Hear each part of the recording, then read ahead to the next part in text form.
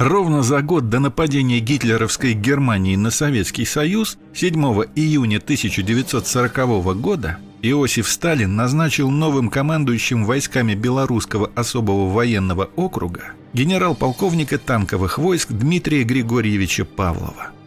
4 июля 1941 года участник войны в Испании, герой Советского Союза и один из самых перспективных советских военачальников оказался в опале и был брошен в Лефортовскую тюрьму.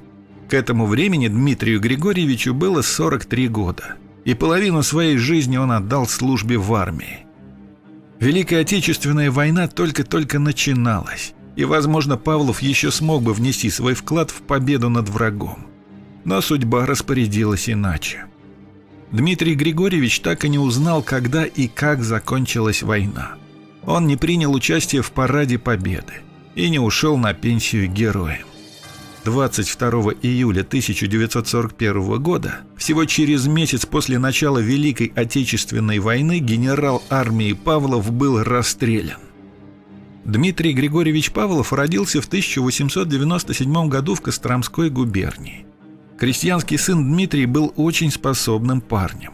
Он окончил 4 класса церковно-приходской школы, проучился 2 года в училище, а затем экстерном смог сдать экзамены за 4 класса гимназии. Нежданно грянула Первая мировая война, и 17-летний юноша попросился добровольцем в армию. Он был зачислен на военную службу сразу после начала войны, в 1914 году. Дмитрий Павлов дослужился до звания старшего унтер-офицера, что было очень неплохо, учитывая совсем молодой возраст, и то, что в царской армии лычками солдат не баловали. В июне 1916 года раненый Павлов попал в немецкий плен. Освободили его лишь в январе 1919 года. Дмитрий вернулся на родину и работал в Кологривском уездном комитете труда, пока 25 августа 1919 года не вернулся к привычному занятию, поступив на службу в Красную армию. Службу в рядах Красной армии Павлов начал с неприглядных должностей. Сначала он был бойцом 56-го продовольственного батальона, затем делопроизводителем в продотряде. Однако в конце 1919 года его направили на курсы в Кострому, после которых он начал службу командиром взвода в 80-й казачьей кавалерийской дивизии. С тех пор военная карьера Дмитрия Григорьевича стремительно пошла в гору. По-настоящему имя Павлову сделала Испания. Именно там он получил Героя Советского Союза, после чего стал депутатом Верховного Совета СССР. Именно в то время был разгар чисток командного состава Красной армии, и Сталин нуждался в новых командирах. И Павлов получает должность начальника автобронетанкового управления, а затем становится командующим округом. На посту начальника автобронетанкового управления Павлов внес большой вклад не только в оснащение Красной армии новыми боевыми машинами, но и в переосмысление стратегии применения танковых войск. Он считал, что роль танковых войск в современной войне будет расти стремительными темпами, и настаивал на производстве более мощных и маневренных танков. Но реализована мечта генерала была уже после его смерти, когда танки Т-34 стали серийно производиться для Красной армии. 22 июня 1941 года гитлеровская Германия напала на Советский Союз. За день до нападения Западный особый военный округ, которым командовал Дмитрий Павлов, был преобразован в Западный фронт. Сам Павлов к этому времени, с февраля 1941 года, уже носил звание генерала армии. Его карьера шла вверх, и если бы не обстоятельства первого месяца войны, может быть, Павлов стал бы и маршалом. Практически с первых дней начала войны войска Западного фронта стали терпеть поражение за поражением. Гитлеровцы стремительными темпами продвигались на восток, к Минску. Как ни пытался Павлов остановить продвижение гитлеровцев, это не получалось. В отчаянии командующий округом бросал против танковых колонн бомбардировщики без прикрытия истребителей, шедшие на верную смерть. Но одним героизмом летчиков, танкистов и пехотинцев врага было не остановить. Главной причиной прорыва гитлеровцев к Минску было наличие окна в полосе Северо-Западного фронта, через которое и сумела прорваться 3-я танковая группа под командованием Германа Готта.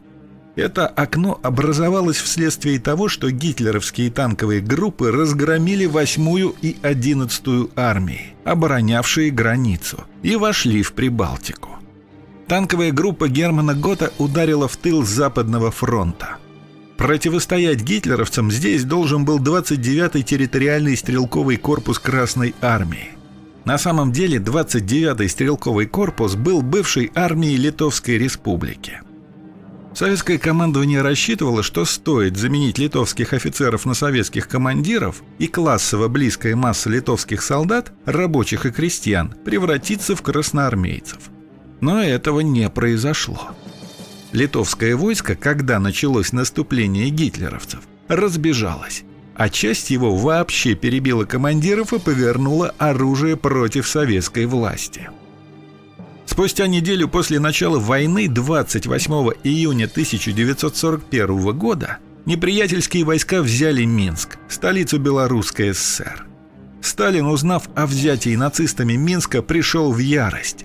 Падение белорусской столицы фактически предрешило судьбу генерала армии Дмитрия Павлова, хотя война шла всего неделю. В поражении Западного фронта вины Павлова было не больше, чем вины тех, кто находился в Москве, на более высоких военных и государственных должностях. Многие другие советские военачальники терпели не менее тяжелые поражения. Пали ведь и Одесса, и Киев, и Севастополь, и Ростов-на-Дону, и множество других городов. 30 июня 1941 года, через день после падения Минска, Павлова вызвали в Москву, но 2 июля вернули на фронт. Однако 4 июля 1941 года он был арестован и опять доставлен в Москву, на этот раз уже окончательно.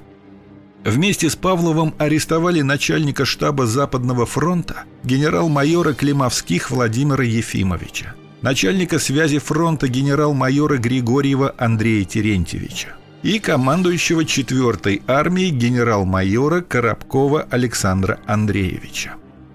Далее все развивалось по привычному и обкатанному сценарию. Первоначально Павлова и его генералов пытались обвинить в измене Родине и пришить им участие в антисоветском заговоре. Однако затем все же решили, что это слишком. Павлов действительно был честным воином. Поэтому его и его заместителей судили по статьям «халатность» и «неисполнение должностных обязанностей». Их обвинили в трусости, паникерстве и преступном бездействии, приведшем к поражению войск Западного фронта. Верховным судом Союза СССР Павлов, Климовских, Григорьев и Коробков были лишены воинских званий и приговорены к высшей мере наказания. 22 июля 1941 года Дмитрий Павлов был расстрелян и похоронен на полигоне в поселке Бутово. Так закончилась жизнь смелого и честного солдата, вся вина которого заключалась лишь в том, что он, возможно, оказался не на своем месте, получив после опыта командования бригадой целый округ – фронт. В 1957 году Павлов был посмертно реабилитирован и восстановлен в воинском звании. В его честь переименовали родной поселок. Также имя Павлова носит улица в городе Кологриве, Костромской области. На этом у меня все. Если видео было вам интересно, поддержите нас лайком и не забывайте подписаться. До новых встреч!